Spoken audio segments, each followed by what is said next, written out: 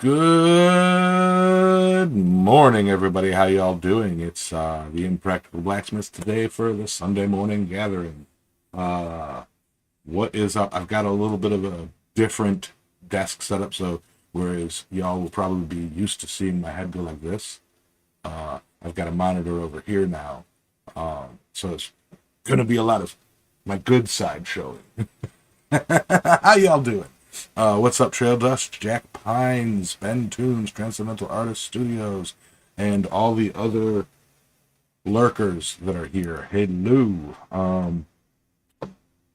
I ain't gonna lie, we've only got 3 people. What is it, a holiday today? Get your butts in here. No lurkers just yet. So yeah, today, I'll let people kind of filter in. Yes, Ben, I have a good side. Um, but yeah, I got to admit, before I really hammer into this second monitor I've been using for work, and it's a lot different aspect ratio or resolution or whatever that I'm used to. Like, whereas before a window would take up half the screen, it's like I can have everything on this one screen. It's massive. It's awesome. Not that it's bigger than my TV. It's just spec'd differently, I guess. I don't know. So, I suppose we can move into the how was your week? I just need an echo for that. Yeah, that's too bad you don't have one, huh? I know. That was so great last week. It How was your week? was fantastic.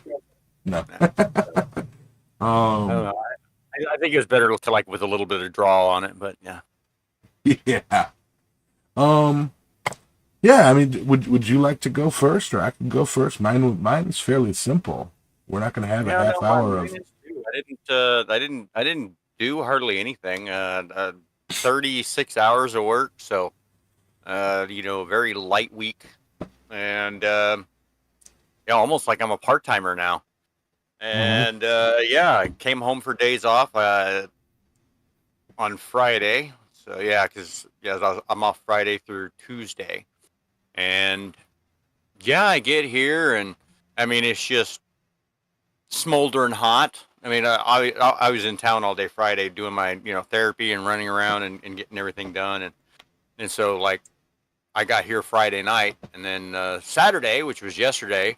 I mean, it's just like, oh my God, it had to be. Well, it was 100 degrees outside, so it was hotter than that in my shop. And I spent the day working on a pressure washer that my son-in-law has. And it just didn't work. I mean, like it'll fire up and run, but no water comes out of it. And so I wound up taking the wand completely apart and like take off the tip and then the middle part and the barrel, like all the way down to where the trigger mechanism is, and it was just all full of like black crud that was clogging it up, and I had to clean it all out. Used a put it in the vise and pounded an 1/8 inch brass rod through it, and got it all cleaned out, got it working, and then I pressure washed the floor in my garage because there have been puppies in here leaving presents all over the floor, all over my rubber mat, and um, like some of the presents are easy to just scrape up with a shovel, and other ones are dried liquid. And so yeah, so I pressure washed my floor and around my work area there to kind of um, yeah, get that cleaned up. I got that done last night, and yeah, that's the long and short of it. I was gonna do. Oh yeah, you know what else I did earlier, like in the week. Um, I got some podcast episodes edited and uploaded. Uh, Nice. I think because I think I had them set one day all the way through the 18th to the 9th. There's a new episode drops or has been dropping at 6 a.m. Central every day. And I think today or tomorrow is the last one that I've already got in the can, and I gotta get the rest of them done. I'm only about I think 8 episodes behind now. So Yeah, there you go. Um, I mean, considering when I started editing, I was starting season 3, so Yeah, yeah. No, I've been. It sounds like you've been sitting at the computer just like me. Um, yeah. Hope you get more hours. I know you go through some spells where you only get, a normal 40-hour work week, and then, you know, some well, spells where yeah. you. I mean, like it's those weeks or those pay periods where I get 2 80-hour weeks in a row or 2 90s.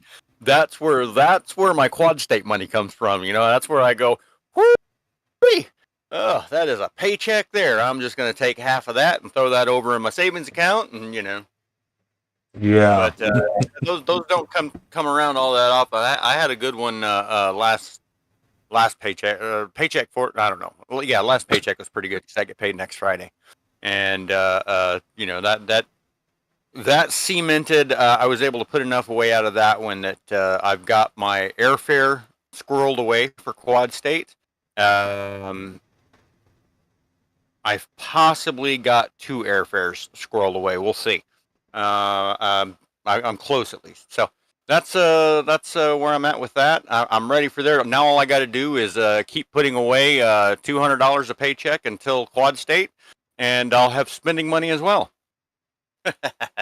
Oh yeah, wait, I Yeah. got I got I got to get a rental car too. There's that. So Yeah, I'm honestly terrified for Quad State this year. Um, it will be the first time since 2017 that I have solo driven over the mountains. And I think the only reason I was able to do it in 2017 was because you pure didn't know about it. mental. Yeah. Well, no, no. In 2017, it was just pure mental anguish, and I was not paying attention to the road the whole time. Um, That would have been 18. no, 2017 after Irma when I drove up Oh, from I thought you Key were talking about. West. I thought you No, were talking about going to Quad State. I was like, wait a minute. No, the 18 was the first year we all went. yeah, and that was Bob drove. Bob drove over the mountains every single time. Yeah. Now I don't have a Bob. And No, you last can year, drive. You can Alexis drive flew up. up here You to. can drive up. You can drive up to get Bob, and then make him drive you over the mountains again. Yeah, but Bob's farther. Bob moved from Virginia to Wisconsin. What? I just Anyway, started my show.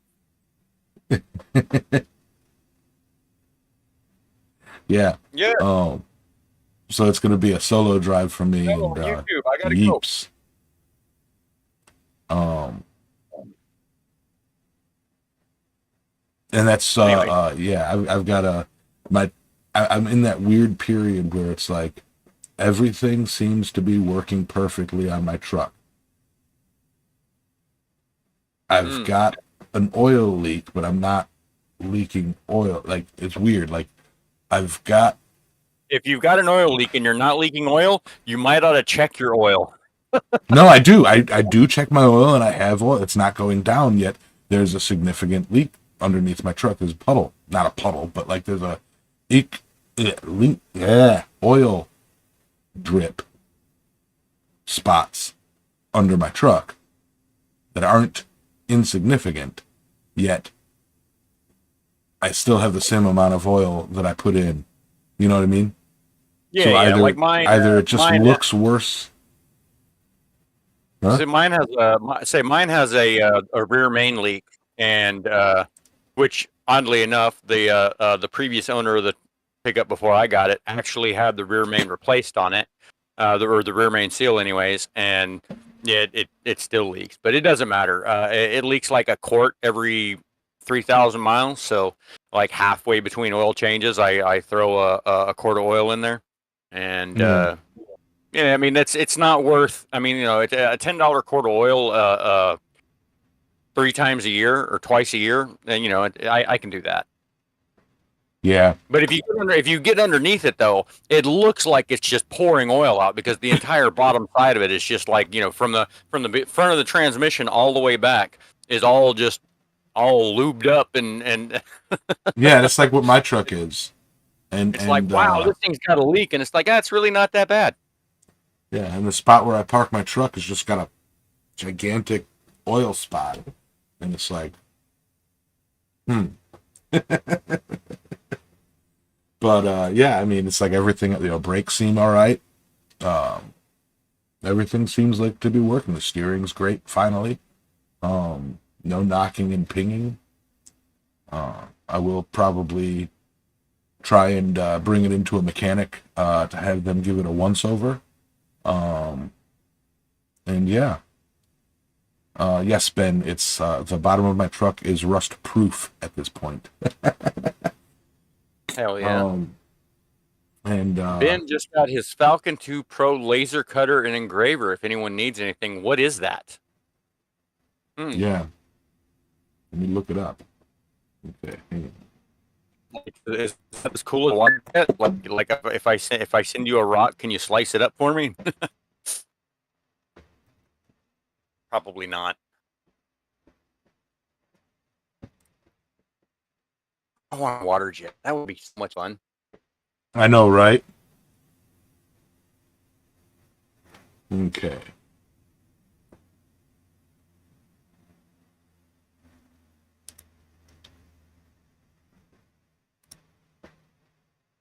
And yeah, no, I mean, like, and I don't know if you're talking about mine there. Or wait, whose oil level isn't dropping? Yours, Yamez? Yeah, mine doesn't seem to be dropping. Oh. Well, you've also got a massive. You've got a diesel, so you've got like what, a 3-gallon oil pan or something like that. I mean, you got Something to like be that, down yeah. a gallon. Yeah, you got to be down a gallon before you notice.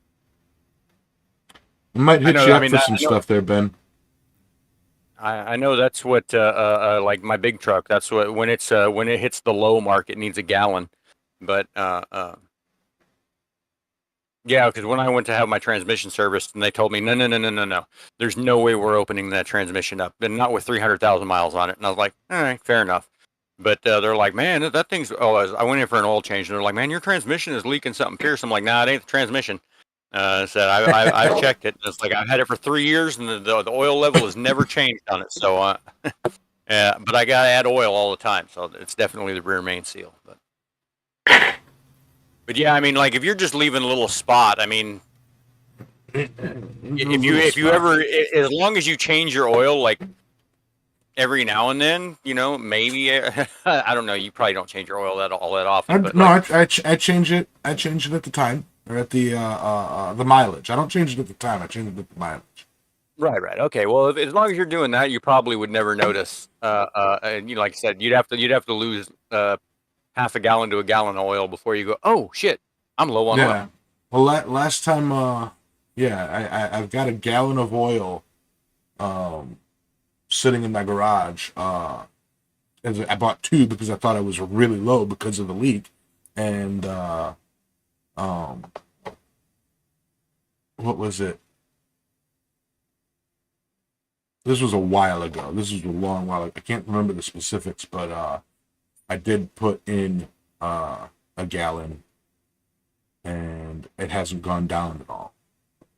So, to the point where I was worried that I overloaded it. Oh, yeah, But, yeah. But yeah. But yeah, so no, that's assuming I'll have the money this year.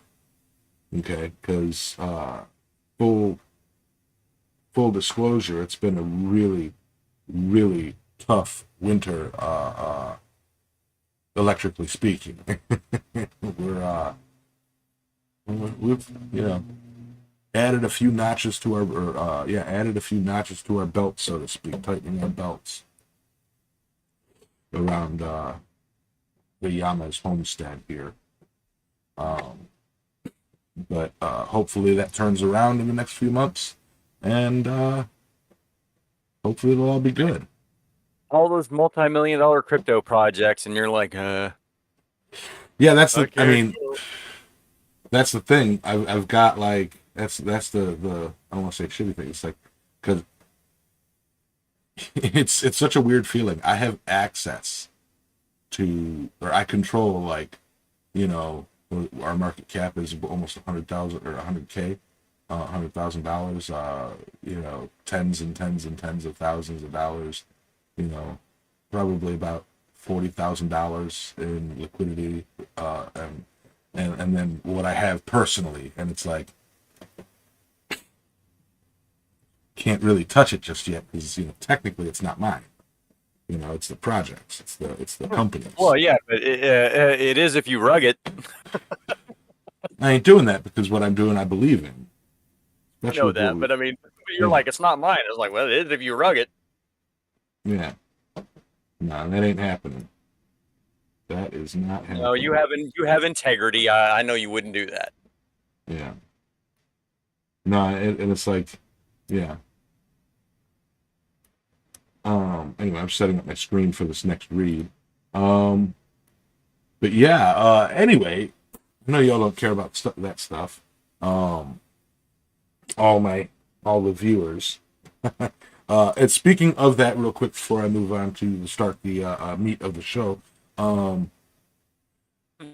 meat. I am. Several of you have expressed interest in playing D&D, and several people outside of the show and outside of the crypto aspect of it have expressed interest to me to playing like little one shots, and maybe not like full campaigns. My current experience with the full campaign is everybody's too damn busy. We've done 2 sessions, and we almost a month since we've actually played, and it's looking like it's going to be another week or 2 before we can play again. So I really want to. I'm talking with my team and about setting up some one shots that aren't crypto related, just to do something with it. And if anybody, it's like I've said it, and I've had a lot of people tell me in the chat that they're interested, but I've had not a single person actually hit me up with what they're interested in. Hit me up on Discord, email me, islandmetalforge@gmail.com. You know what I mean? I don't use Facebook anymore, so don't message me on Facebook. But yeah, message me on Discord. That's where it would be hosted. So it's like if you're willing to play, you should pretty much have Discord. But yeah, so that I'm working on some one shots and fun little things to do with D&D. I got to switch devices right quick and take care of something. I'm going to move to my phone for about 10 minutes, so my audio might be a little bit wonky, but I'll try to. Yeah. Continue. Right. I'm just letting you know. All right, I'll keep an eye on your audio so you're not too crazy. All right, so yeah, while Alexis is doing that, let me go ahead and start reading this page I found. Who invented tongs? Tracing the origins and evolution of a timeless tool. Okay. Excuse me. Just as the wheel, the lever, and the inclined plane enhanced early human capabilities with their simple yet effective designs, the humble pair of tongs stands tall in the annals of human ingenuity. A tool of such basic structure, it has proven time and time again its irreplaceable value in various facets of human life. From the kitchen to the blacksmith shop, from the dining table to the scientific laboratory, the tongs have been an unsung hero, tirelessly serving its purpose. What an intro. Ain't it the truth? Unfolding the history of the tongs. The beginnings of the tongs are shrouded in the mists of antiquity. The earliest evidence of tongs dates back to a time when human civilization was just beginning to understand the potential of tools. The birthplace of tongs, as it seems, was in the heart of the ancient world. It is widely believed that the first tongs were conceived in ancient Egypt around 3000 BC as per archaeological records. I am talking like a plebe. These early versions were likely simple wooden implements used to manipulate hot items around a fire. Later advancements saw these tongs being crafted from bronze around 1450 BC, marking a significant leap in the tool's evolution. The Egyptians, known for their profound intellectual curiosity and innovation, recognized the potential of these tools. They expanded their usage beyond mere cooking and using them to handle objects over a fire and even for metalworking. The Chinese contribution. While Egyptians were the first to develop tong-like tools, the ancient Chinese also played a crucial role in the popularization of tongs. In the tumultuous Warring States period, 475 to 221 BC, the renowned philosopher Mozi is believed to have invented tongs in China. Another pivotal figure in this tale is Li Xiaocheng, a blacksmith from the 2nd century CE. Li's creation of tongs, primarily for cooking and harvesting crops, greatly simplified his work and marked a significant step in the advancement of tongs. So yeah, pinpointing the use or the creation of what is known to us or known to mankind is kind of like a tool that's always been there, much like the hammer,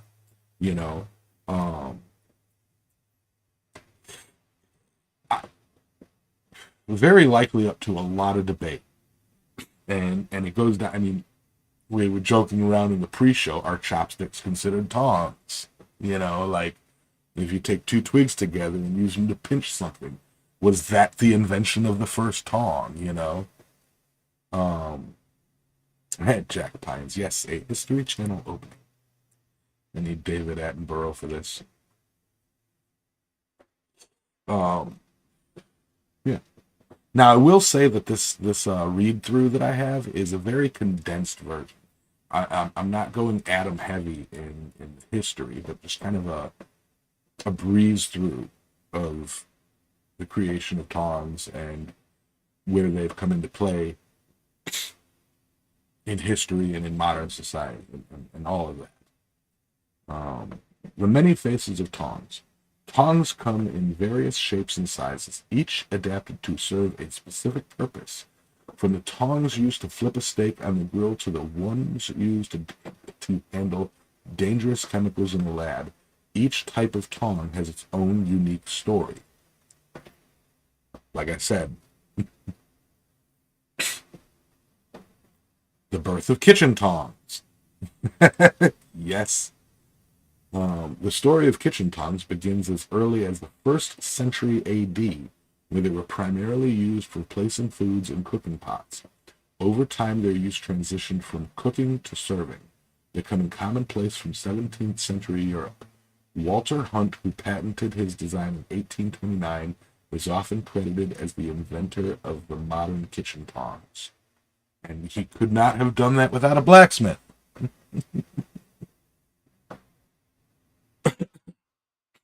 The invention of salad tongs can be traced back to 1835, credited to Erastus Dow Palmer, a Vermont native. His wooden salad tongs, dubbed Mr. Palmer's salad tongs, were sold in New York City for 50 cents a pair. That's... Somebody do the inflation math on that. 50 cents in 1835? That's got to be like $15 now. $20 now. I don't know. I'm not math.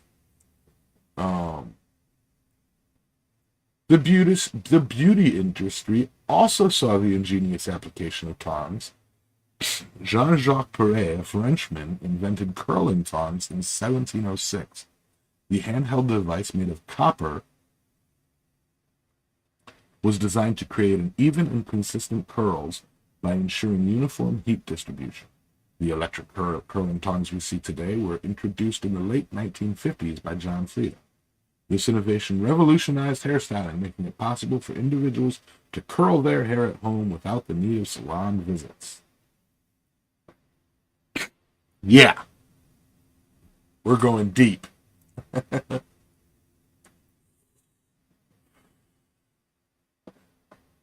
Tongs in the smithy, the crucible tongs. In the 19th century, blacksmith John Mudge introduced crucible tongs. These steel tongs were used to handle hot metal pieces during forging, significantly reducing the risk of burns. Now, like I said, I just found this article, and now I have an echo. Let me see. All right. Yep. Echo. Sorry.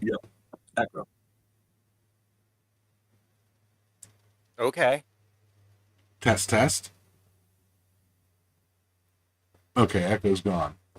Um, just that sentence. Huh? I said that might have been just something with me switching devices there for a second. Could very well could be.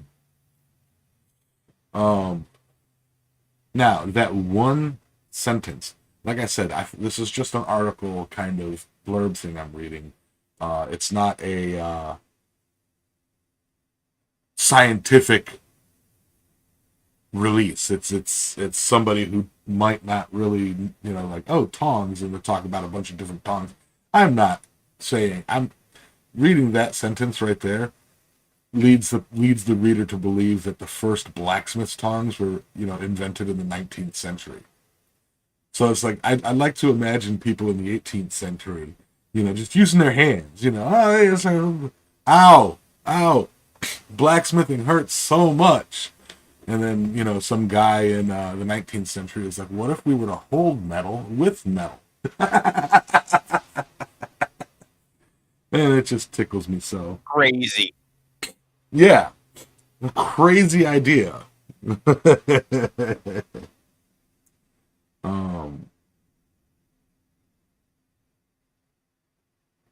Yeah. I'll be honest, I didn't proofread this, and I just got to that, and it said that, okay, it redeems itself down here in reshaping after talking about tongs handling glassware, tongs in a science lab, versatility of tongs in farming and hairstyling, farming twice? Shut up, article. It also goes into the use of tongs is not confined to any one culture or geographical area. They have been used by blacksmiths and millworkers in ancient Greece and Rome to handle hot metal. They were also used to turn meat skewered over a fire. In medieval Europe, tongs were used to grab hot metal from fireplaces and place it in pots for cooking. So, in the same article, it tells me that tongs were invented in the 19th century to handle hot metal, while also saying that they were used in ancient Greece. To be fair, they were talking about crucible tongs, which I find it hard to believe that casting has been around, as we've discussed last year, for much longer than blacksmithing itself. And I find it really hard to believe that they didn't have a way to manipulate. To be fair. Yeah. I may have been late on that, but yeah, it's so yeah. It kind of gets back into it. Tongs have evolved over centuries, adopting the needs of different times and cultures. The first known use of tongs in China was around 400 BC. These were made of iron, primarily used to pick up hot coal and serve as a blacksmith tool. Later they were made from bronze and used for cooking and handling hot food. Today, tongs are usually made from stainless steel, although wooden tongs are still available. All right. I'm going to spare the... I could tear this article apart. Teat tongs are used to clean a cow's teats before milking. What is this article even doing?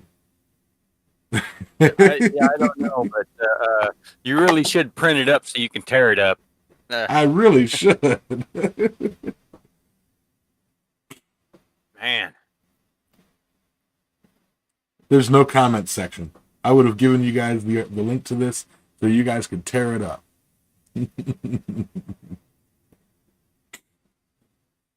All right, yeah. So here I really thought that I would have a nice,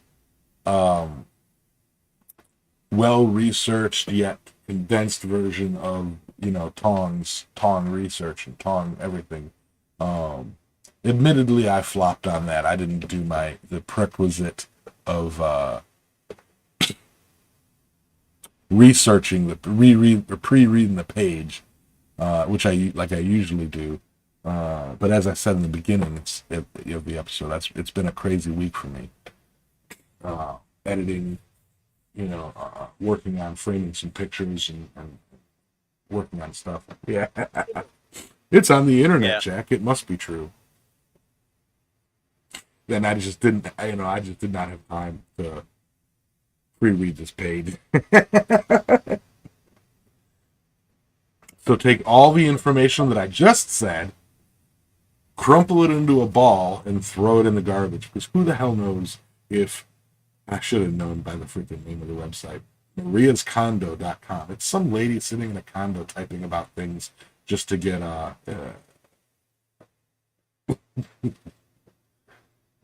just to get lonely housewives to read. Sorry, Maria, if that's not what you are, but I should have known reading a blog about tongs in the kitchen section of some, lonely housewives freaking blog, internet corner. Oh my goodness. Yeah, I was saying we could do show and tell. I mean, like right outside in my refrigerator, I've got a whole Tupperware bowl of salad with a pair of tongs on top. I can be like, check it out, Yeah. I got a salad pair of tongs. tongs right here. You guys have never seen those before. I was playing with salad tongs last week. Aliens. Okay, so a new proof just came across my lap, and Adam actually messaged me and told me that ipso facto 100% tongs are so mysterious in their creation because they were brought to us by aliens. We were a bunch of dumb, monkeys people that were, grabbing this hot metal with our bare hands, and some gray alien looked down and said, "That's not right," and they flew down and they gave us a pair of tongs, and humanity used that single pair of tongs for about 3,000 years before we figured out how to make our own. So thank you, Adam, for that. Yeah, that checks out. I mean, that sounds right to me. He's gonna kill me. You know it, right? I'm gonna get some emails on that one.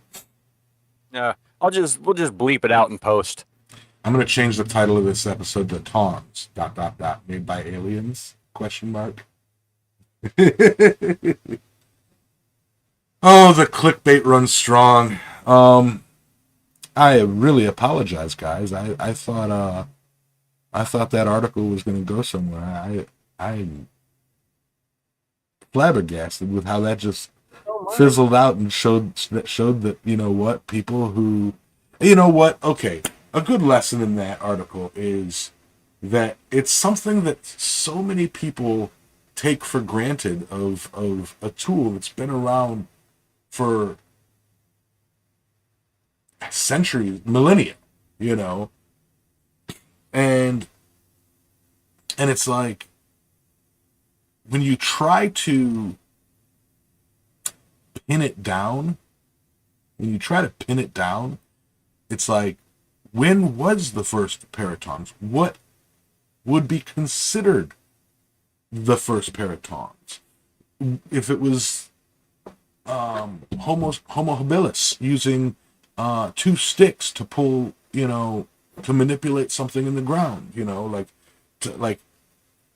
what was the first pair of tongs? What becomes the fulcrum if it's a pair of chopsticks? I was literally going to go right there with, early hominids using two sticks to move rocks around in the fire, or fetch the food that they had in their cooking or something like that. I mean, like that was probably it. Right, but like when you think of tongs, it's when you think of tongs, it's basically at its basic core function. It is an extension of it's a grippy extension. It's an extension of your hand, and not literally like, oh, it makes your hand long. It does, but like it's literally you're holding another hand that is either allowing you to reach further or hold something dangerous. So it's like, yeah, if that tongs don't necessarily need to have a hinge, as we discussed a couple weeks ago when we were talking about holdfasts. So good Yeah. morning.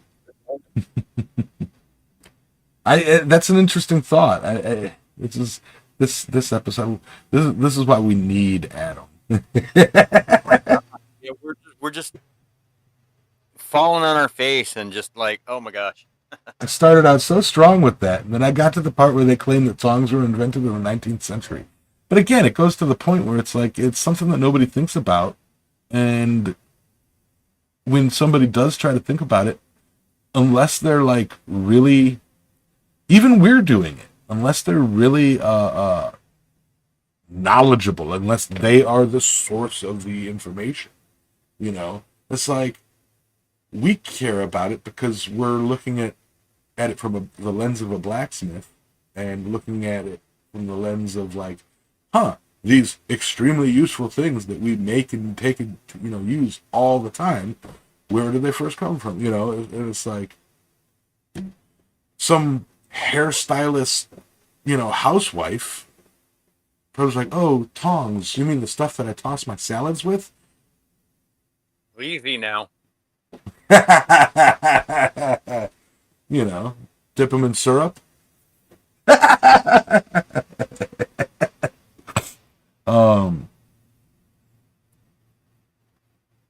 Really say hand again, mother.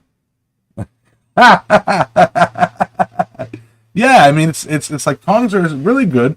Okay, so if somebody, not anybody that we know, only had one full hand and then one tiny hand. No, it's get it right. It's a hand and a beer holder. Hand and a beer holder.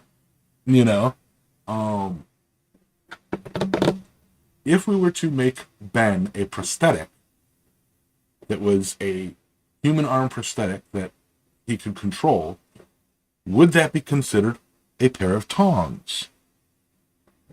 I would say so. So you could argue that tongs can be considered a prosthetic. I'm reaching here. We are going way beyond. Adam's gonna listen to this. His nose is gonna start bleeding. His ears are gonna start twitching.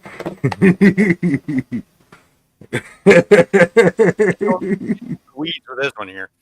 We are Uber Forge. Yes, Shane. One cannot grab a pair of barbecue tongs without at least 2 test clicks. Click, click. It is impossible. Yep. Same way somebody can't pick up a battery drill without going zing zing. I waste more battery juice for my drills, boom boom, than I do actually using them. Man, that just made me think. I saw a TikTok yesterday. A guy that like straight piped his Ingersoll Rand half-inch air impact. You like put 3 little like pipes coming out of it about that far, and it sounded really cool. But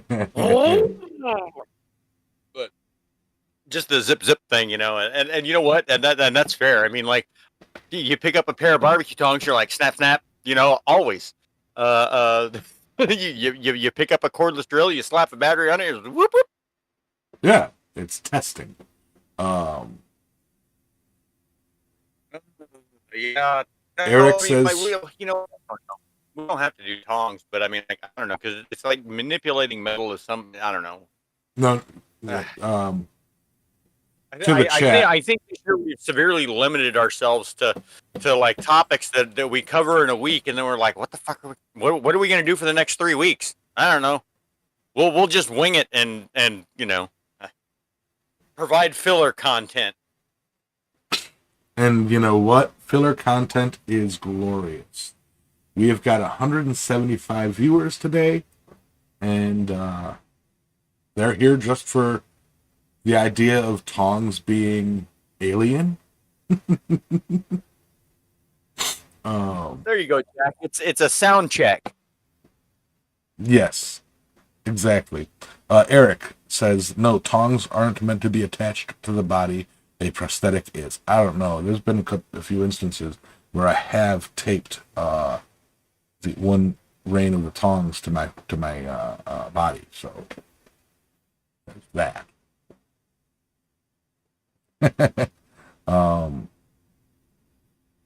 And Trail Dust saying, no, so tongs are going to be stretched out for another week. Well, next week is going to be an hour of Adam yelling at me for this episode. So it's going to be a true, thriller and crime drama next week of where did Yamas go? Adam. If anybody did it, it was Adam.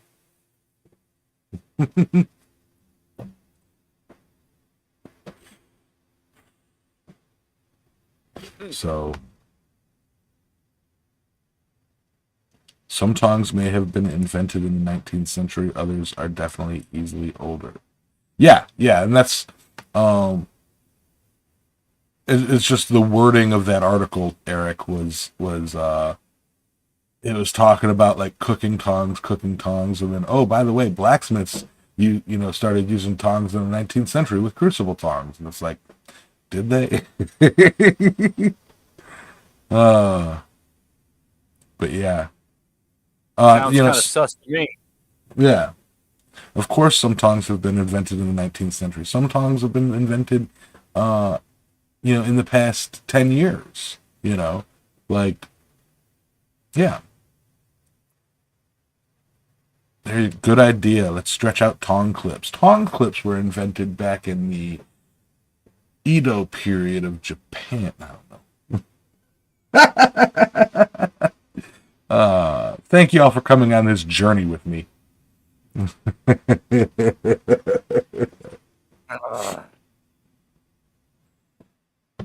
We need a redo.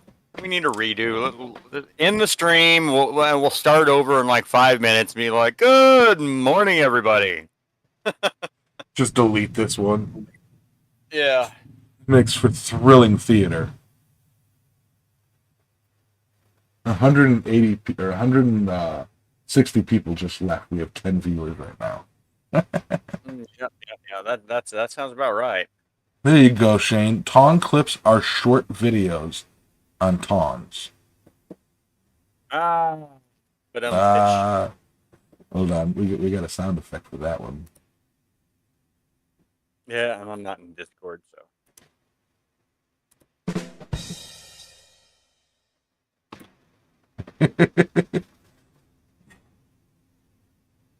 Adam can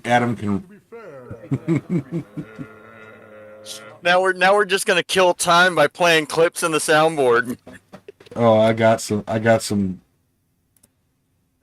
God. So I tell you what, like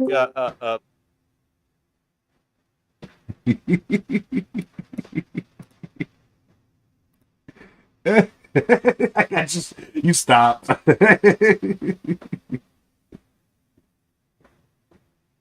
No, that wasn't somebody joining. No, I know. I'm lost on my screen here. Yes, next week is Memorial Day weekend. We'll be talking about military tongs.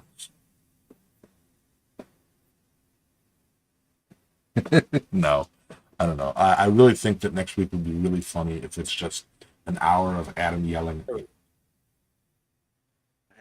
Dang it. I got the thing got me distracted. Then I got lost in on my screen, and now I completely forgot what I was. Oh yes, I know what I was going to say. Uh, um, no, I don't. Shite. What is banana? Everyone grab your banana.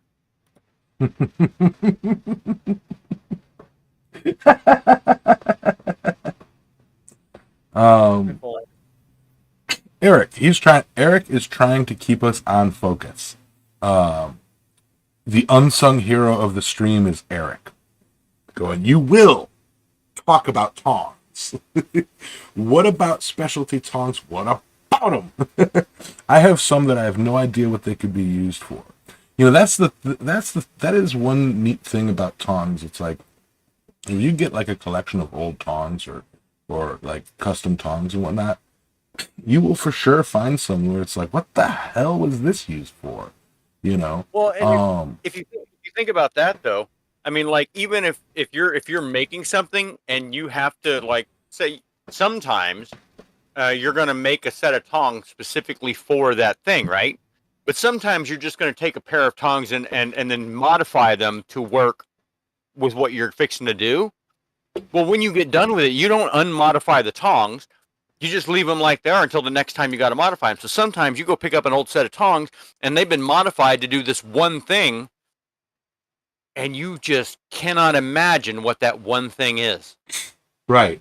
And I love that. I love that at Quad State, walking around going, looking at a pair of tongs and going, I have no idea what you could possibly do with these. Yeah.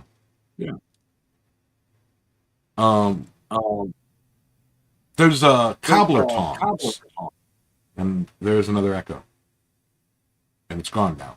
Okay, there's a pair of cobbler's tongs that I looked at, and I ruined the experience by telling you what they were. But sure, you don't know what they are yet, and they confused the crap out of me until I researched them a bit. It was basically a pair of tongs that came out like that, right, and each side had a ball on it. And they touched, and it was like, you know, just a little ball end, and they touched like that. I'm like, what the hell is that for? What the hell is that for? Yeah. And apparently, what they were for is reaching into a pair of shoes and kind of molding the leather, like manipulating the leather as you're, you know, shaping like,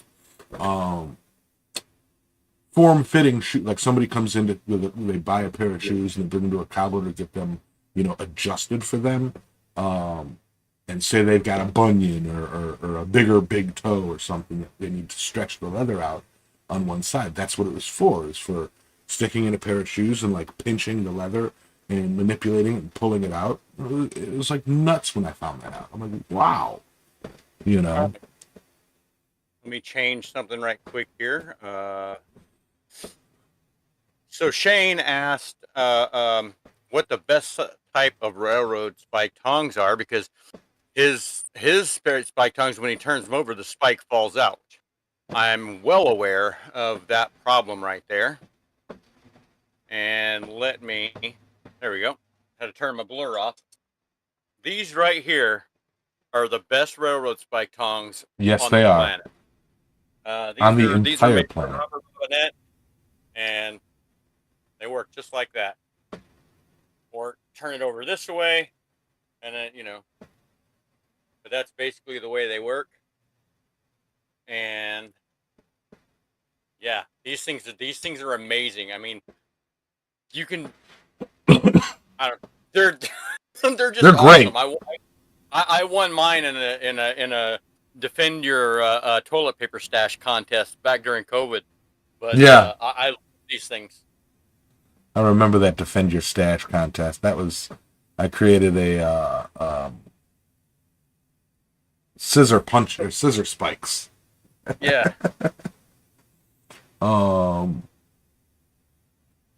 Jeff Killian, we can all send you a pair of tongs that we don't know what they're for, and you can weld them into a sculpture. I don't think I'll get enough tongs to make a sculpture. Besides that brings up a thing that I'd like to make a quick announcement. I haven't made any adjustments on the channel just yet. I no longer have a PO box. I canceled it because literally went over there and it was literally like compacted with junk mail.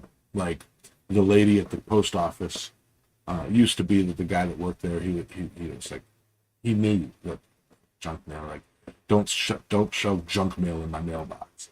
This lady, over the course of about a month, like I opened it and it's like, I'm like, all right, you need to put a garbage bag on the other side of this because I couldn't get it out the front. I just shoved it through. And then like I went through it, not a single thing was, it was all junk mail. I'm like, yeah, cancel it. And legally speaking, they have to put it in there. Yeah. You can't just, opt out. Yeah. The good thing of a small town, you know.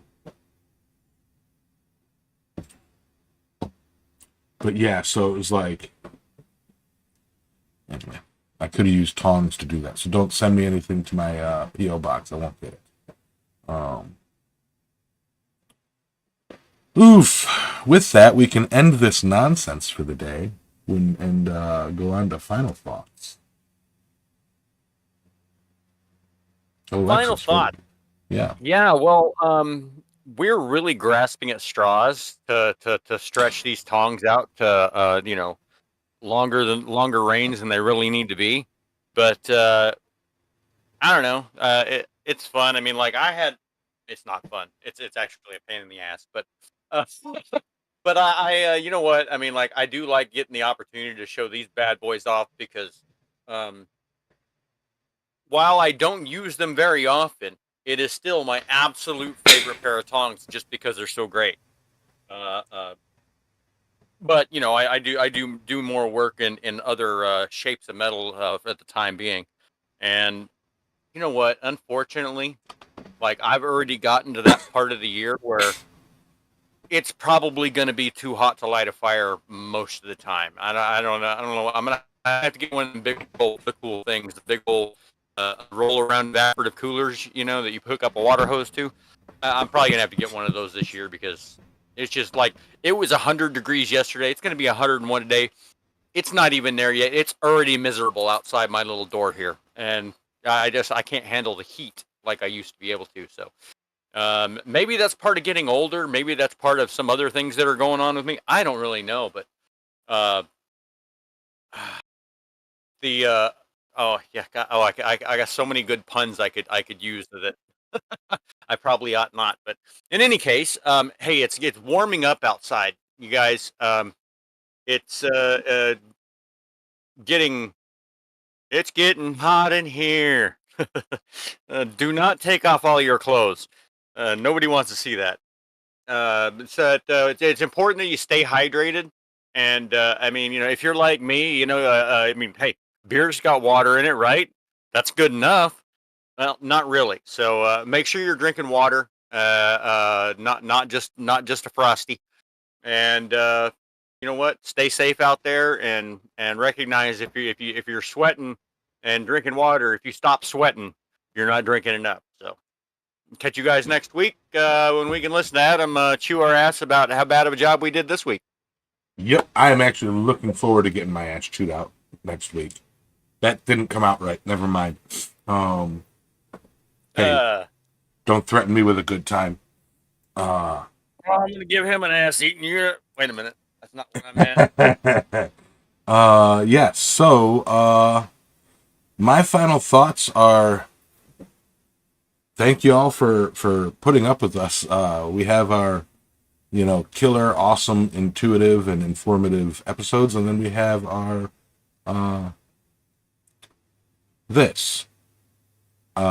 Trail Dust, for the record, before the show, had requested that we do a show on tongs specifically used to handle the material magnesium.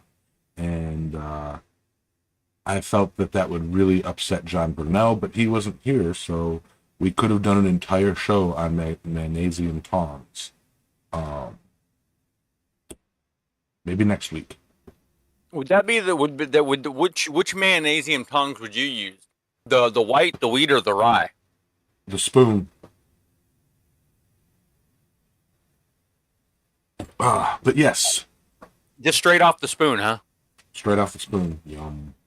But yes, so with that, guys, thank you all for putting up with us. And I feel like I need to end every episode with an apology. Or every episode where I flub it like so badly like I did this week. If you don't like what we do it every week. And there's a chance that at least one of the weeks you will like what we do. So give us a listen. If anything, come in and shoot the shit with us in the chat. So, and it looks like Jack Pines will be back on the air in 30 minutes. So everybody, head over to Jack Pines for some real blacksmithing. That's right. Continue the conversation over there and check out a real blacksmith because. Right. Yeah. We're just phoning it in. Yep. I need to make one of those Dunkin' boxes. Those donut boxes. I'm looking at it. It looks exciting. Anyway. I'm telling you what. It's like it's 100 degrees outside this little box. It's 65 in here. It's really nice. And I don't have to walk 100 yards to go get in the air conditioning. It's just like I can be at the anvil and it's like 20 feet away. I'm like, oh, I'm hot. I need to go sit down. Yeah, and I see you made it have a little futon in there. What's that? Lay down. You have a futon in there to lay down on? Yep. Yeah. Well, I sleep in here. This is where I sleep at night. So there you go. Alrighty. My house is only a 2-bedroom house, and my daughter and her husband and my grandson live here. So it's just easier for me to just kick it on my futon. I got the air conditioner right here beside me, and all right. And then in the wintertime, I got a heater in here. It's quaint. It does what I need to do. All right. We strapped a whole ton of frames, 30%, and it's there receiving the circle of death. So, with that, guys, if y'all can hear us, we are going to go ahead and end it. Adios. I'm sorry. Hasta la vista, babies.